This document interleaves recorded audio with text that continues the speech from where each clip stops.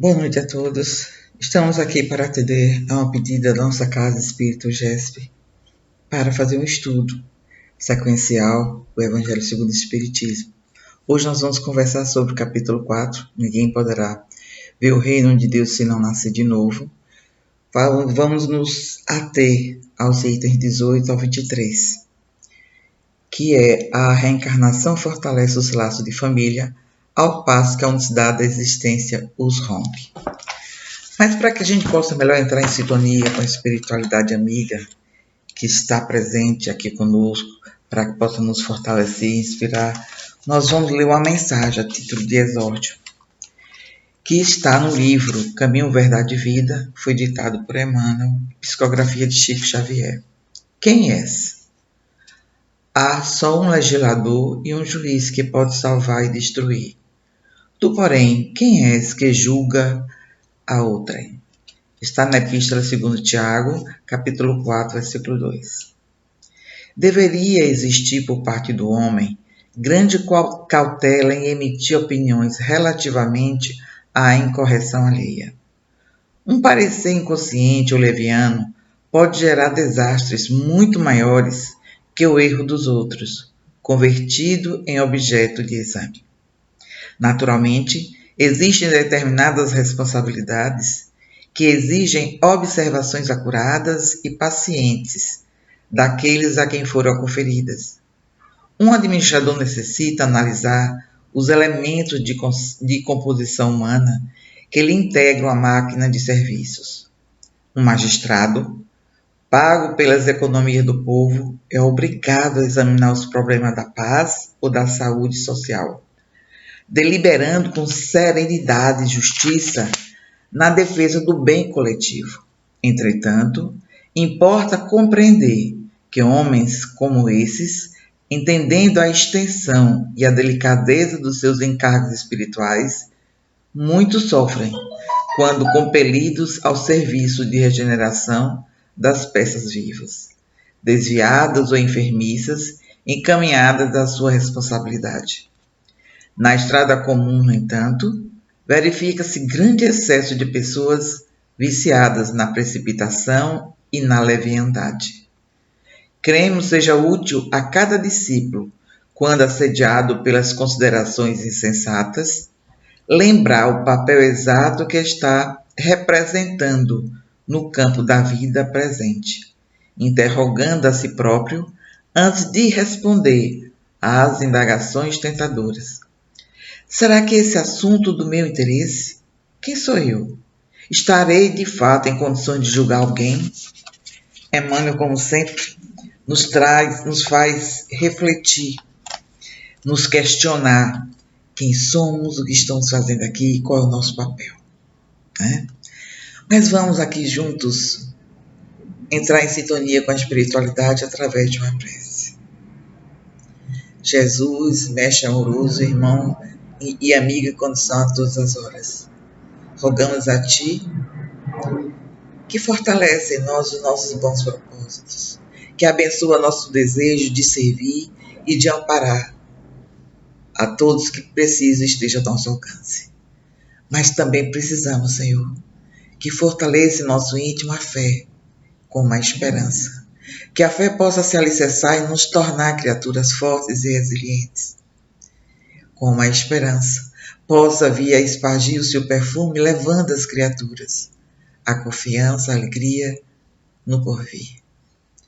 Abençoa, Senhor, a todos os nossos companheiros de caminhada, os quais estão em luta em nossa pandemia, que continua firme, e nós, como seres tão vigilantes e imperfeitos que somos, estamos a negligenciar e em pensar pelas nossas atitudes no dia a dia, sem adotar os devidos cuidados, como deveria levar dessa forma desrespeitosa risco ao nosso próximo.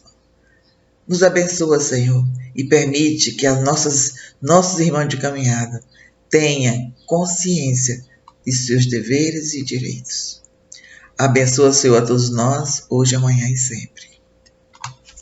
Agradecemos a todos pela atenção e vamos tentar fazer o nosso melhor no trabalho de hoje. Vamos lá. A reencarnação e os laços de família. Martins Peralva tem um trabalho que ele faz sobre estudo do Evangelho, no qual ele fala sobre reencarnação. E nesse propósito que ele fala sobre o papel da família, como o papel da família tem como objetivo a gente se ajustar, a gente se estruturar, desfazer os nós, as distâncias, criar pontos para que a gente possa nos ajustar com as criaturas. Mas vamos direcionar esse estudo, vamos ter um objetivo, né? Qual é o nosso objetivo nesse estudo?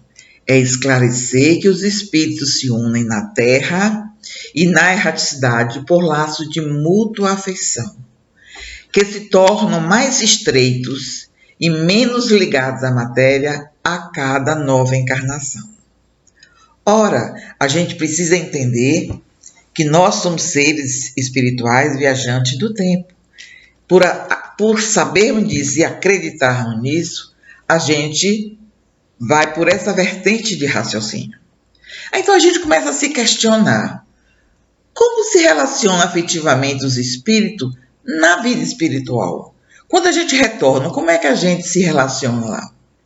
Então a espiritualidade nos diz: os espíritos formam grupos ou famílias entrelaçadas pela afeição, pela simpatia e pela semelhança das inclinações, e desfrutam a sublime alegria de estarem juntos, compartilhando novas experiências.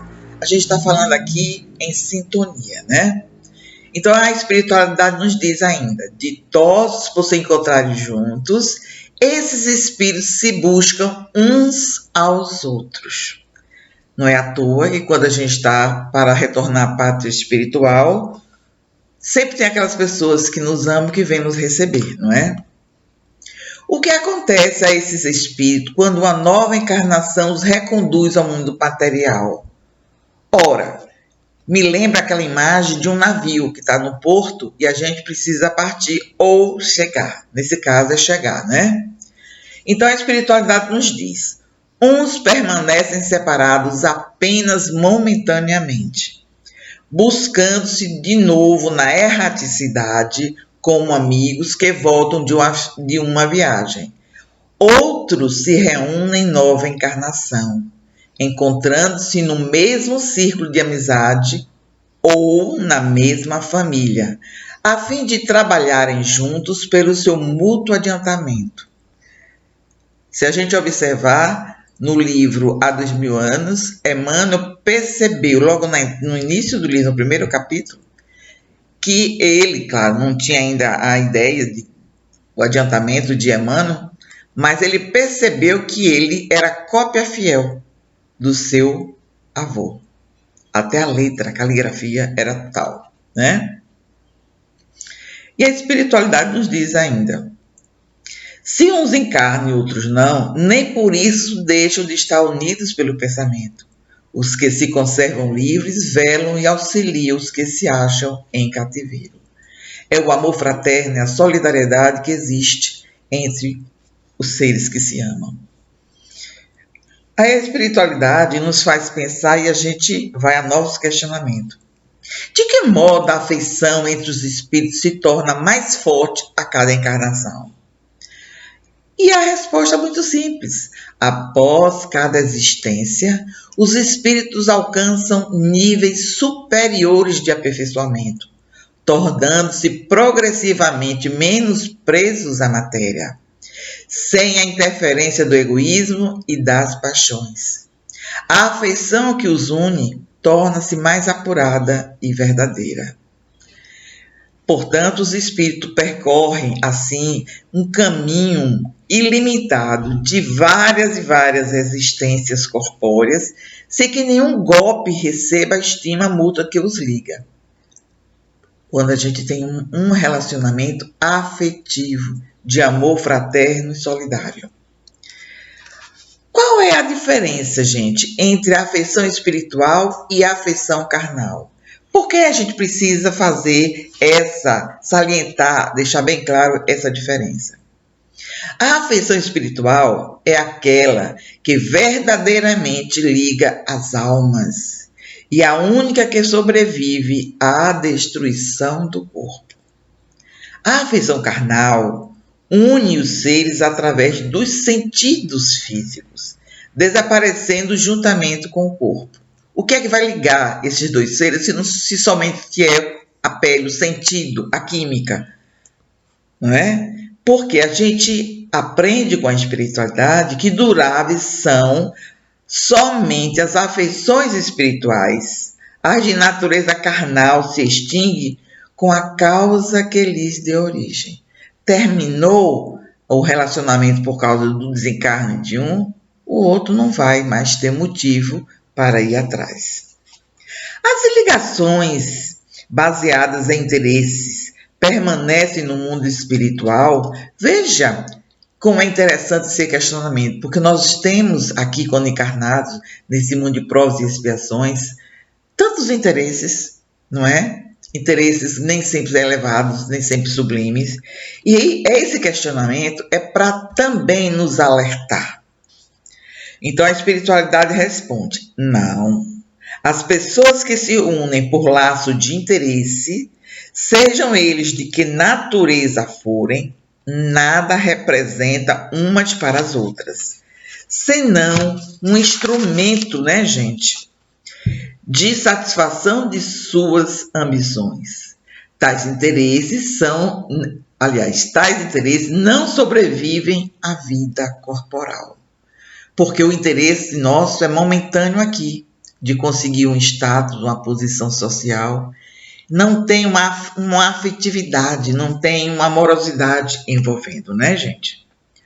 Aqueles que se ligam por interesse nada realmente são uns para os outros. A morte os separará, tanto na terra como no céu, como a gente fala, na erraticidade. Aí a gente continua nesse questionamento, num assunto tão interessante. Por que, sem razão aparente, simpatizamos ou antipatizamos com certas pessoas, mesmo no nosso círculo familiar? Tem algumas pessoas que nós temos dificuldade de nos relacionar. Por que será? Aí a espiritualidade nos diz: estes sentimentos podem revelar simpatias de vidas passadas ou rixas e desentendimentos anteriores. Aí a gente precisa ter consciência, após sabermos, interagirmos com essa lição, que nós precisamos aproveitar essa atual existência, essa atual encarnação, para fortalecer os laços de amizade e superar os desentendimentos e malquerências entre as pessoas de nossa família. Jesus nos orientou que a gente precisa nos quitar até o último centavo, ou seja, precisamos nos ajustar com todos. Na vida espiritual, temos vários pais e diferentes mães. Ora, esse questionamento se dá porque se a gente reencarna várias vezes, e às vezes a gente tem mãe ou pai diferentes, não são sempre os mesmos, esse questionamento é pertinente. Por quê? Porque a espiritualidade nos diz que não, que na vida espiritual, se a gente está querendo saber se vai ter vários pais, várias mães, não. No mundo espiritual, as ligações consanguíneas decorrentes da encarnação da carne desaparecem. Lá somos todos irmãos. Não é porque é pai nem que é mãe. Hoje eu posso ser mãe de um filho e amanhã eu posso ser filha dele ou de um neto, né? De um bisneto meu. Então a gente precisa entender que as posições vão modificar-se pela necessidade evolutiva nossa. Então a espiritualidade nos alerta que, de fato, um homem, apesar de ele ter tido 10 encarnações, não significa que ele vai encontrar no mundo dos espíritos 10 pais e 10 mães. Lá ele encontrará sempre aqueles que foram objeto de sua afeição, do seu carinho. não é? A gente precisa entender isso. Vamos continuar nos questionando, porque é um assunto rico. Vamos lá. A que podemos atribuir a afeição e o bom entendimento que se verifica entre pessoas de uma mesma família? Nós conhecemos ou temos contato com vários familiares que têm um relacionamento muito harmonioso, não é? De compreensão, de respeito. E tem outros que é meio diferente.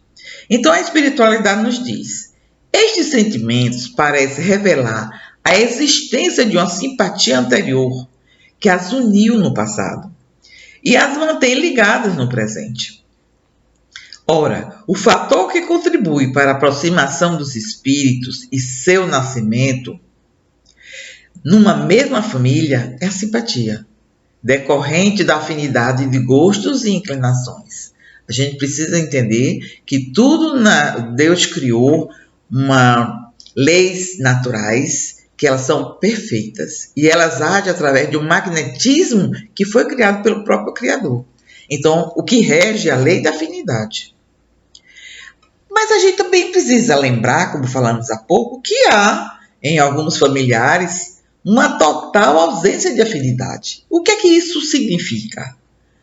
Aí a espiritualidade nos alerta que daquele grupo estão reunidos espíritos estranhos uns aos outros, sem nenhum vínculo de simpatia entre si. É o que Martins Peralta coloca no livro Estudando o Evangelho. Porque lá ele diz que reencarnação não é apenas evolução, progresso, é também ajuste. É a oportunidade divina da gente se ajustar com aquelas criaturas que nós temos dificuldades, que nós temos compromisso no passado. A gente precisa lembrar que os verdadeiros laços de família são os do espírito e não os do corpo, da carne, né? E a gente começa novamente levando mais um questionamento. Qual a finalidade do ingresso de espíritos antipáticos ou estranhos como um membro de uma família? Sim, porque se isso acontece, nós todos temos contato, tem que ter uma razão. Vamos verificar qual é essa razão. Possibilita esta oportunidade de progresso para uns e prova para outros, através do convívio familiar. Assim, os maus se melhoram pouco a pouco ao contato com os bons. E por efeito dos cuidados que se lhe dispensam, ensejando o desaparecimento da indiferença e antipatia que os separavam e o fortalecimento dos laços de afeição. A gente precisa entender que tudo precisa de um esforço para poder a gente superar. E o amor, como a força mais forte do universo, ele tem esse poder de agregar. E é desse modo que se opera a fusão das diferentes categorias de espíritos, como se dá na Terra com as raças e os povos, né?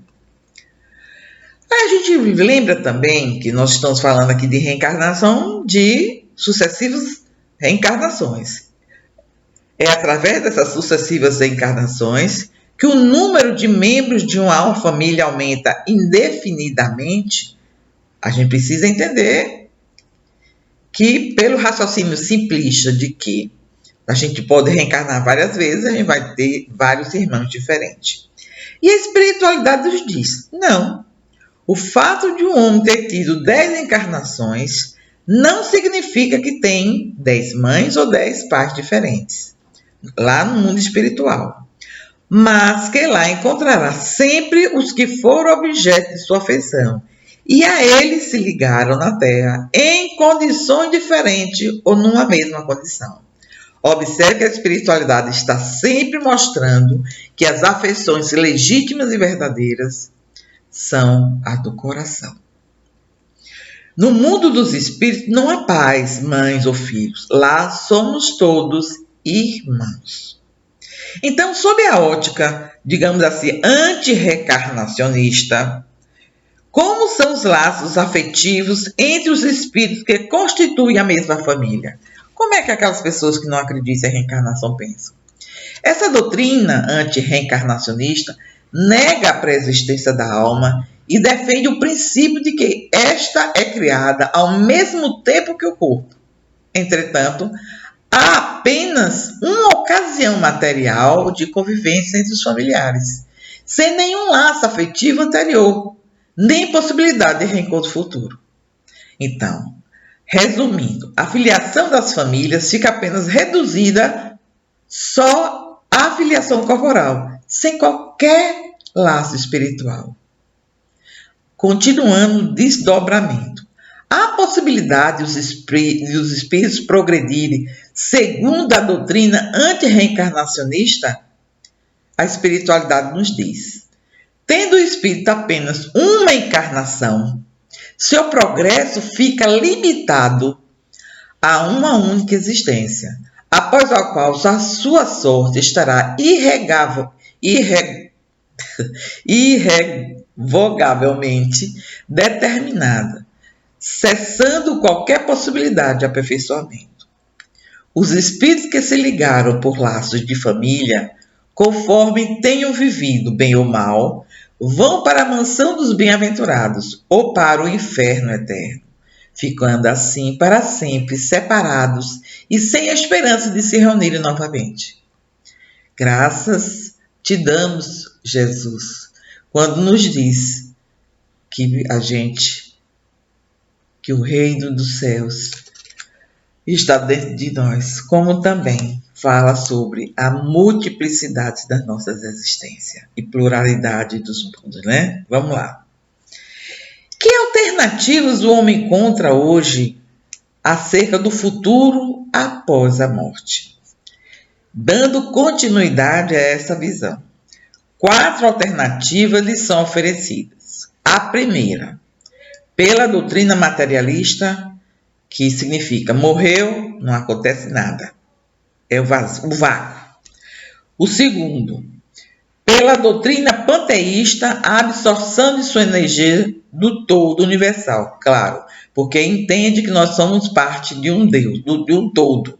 E quando a gente se desliga um pouquinho quando reencarna, quando desencarna, a gente volta para esse todo. Nós iremos perder a nossa individualidade. Por isso que nós entendemos que não temos uma existência panteísta, mas vamos continuar. O terceiro, pelas religiões tradicionais, a fixação definitiva da sorte de cada um. E tem também a visão uma alternativa pela doutrina espírita, a possibilidade infinita de progresso individual. E sendo o nosso Pai justiça e amor, Ele vai nos dar o que a gente precisa e merece.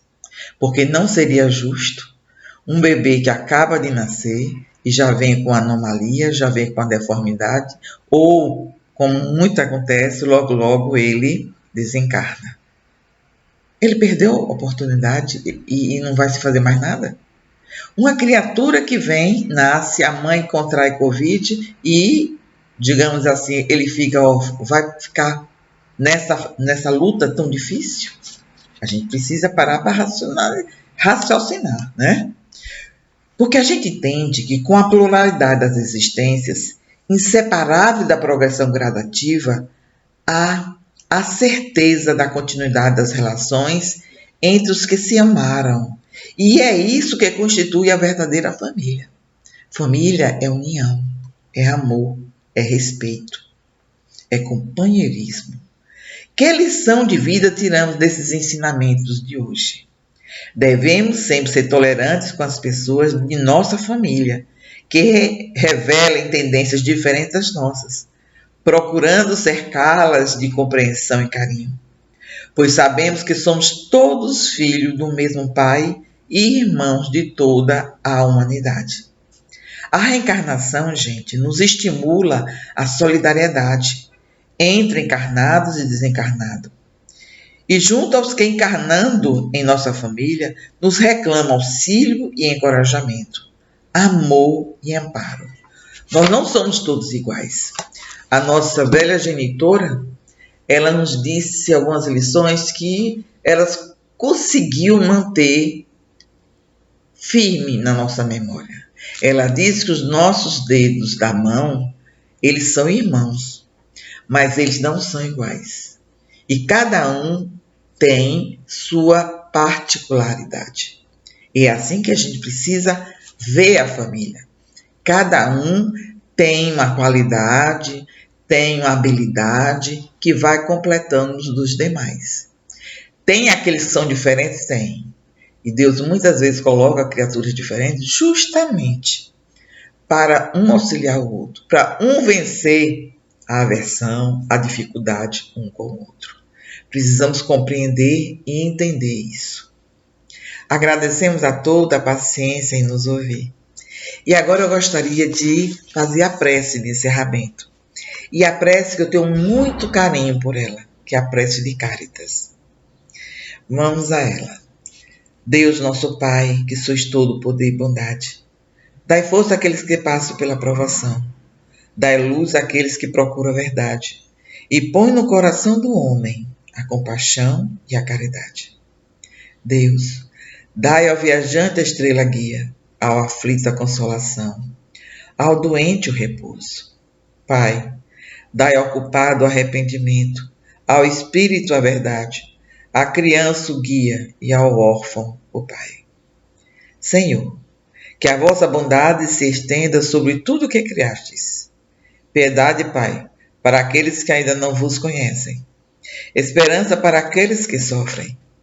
Que a vossa bondade permita aos Espíritos Consoladores derramarem por toda parte a paz, a esperança, a fé e a caridade. Deus, um raio, uma faísca do vosso amor pode abrasar a terra. Deixai-nos beber nesta fonte de bondade fecunda e infinita, onde todas as lágrimas secarão e todas as dores se acalmarão. Um só coração, um só pensamento subirá até vós, como um grito de reconhecimento e de amor, como Moisés sobre a montanha. Nós vos aguardamos com os braços abertos. Ó bondade, ó beleza, ó perfeição. Queremos de alguma sorte merecer a vossa misericórdia. Deus, dai-nos a força para ajudar o progresso espiritual, a fim de subirmos até vós. Dai-nos a caridade pura, para dar-nos ainda a fé e a razão. Dai-nos, Pai, a humildade e a simplicidade que farão de nossas almas o espelho onde se refletirá a vossa abençoada luz. Obrigado, Mestre Jesus, por essa oportunidade sublime que Tu nos concede de fazermos esse trabalho. Abençoa, Senhor, os nossos bons propósitos, como Te rogamos nesse momento. Bênção e amparo a todos os irmãos, conhecidos, amigos, colegas que estão desencarnando em decorrência do Covid. Senhor, abençoa todas essas criaturas, conforta os familiares e que eles sejam recebidos na espiritualidade com todo o carinho e abnegação. Assim seja. Agradecemos a todos a paciência em nos ouvir. Uma boa noite e muita paz.